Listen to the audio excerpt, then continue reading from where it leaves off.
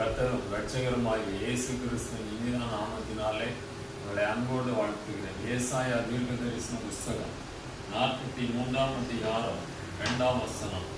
நீ தண்ணீர்களை கடக்கும் போது நான் உன்னோடு இருப்பேன், நீ ஆறுகளை கடக்கும் போது அவைகள் உன்மேல் புரளுவதில்லை, நீ அக்கினியில் நடக்கும் போது வேகாது இருப்பாய், அக்கினி ஜுவாலை உன் பேரில் பற்றாது. ஆண்டவர் சொல்லுகிறார், நீ தண்ணீர்களை கடக்கும் போது நான் உன்னோடு இருப்பேன்.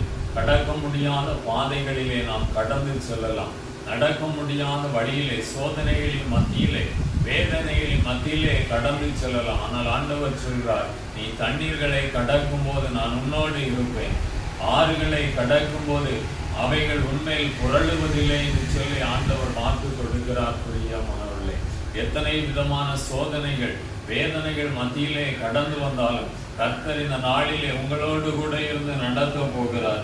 அக்கினி ஜுவாலை உன் பேரில் பற்றாது என்று வேதம் சொல்லுகிறது. சாத்ராக், மேஷாக், ஆபேத்நேகோ 3 பேரையும் தானியேல் 3ஆம் அதிகாரத்திலே குறிப்பிட்டுள்ளபடி தீயிலே தூக்கி வீசினார்கள். எந்த அக்கினி ஜுவாலையும் அவர்கள் மீது பற்றாதபடி கர்த்தர் பாதுகாத்தார்.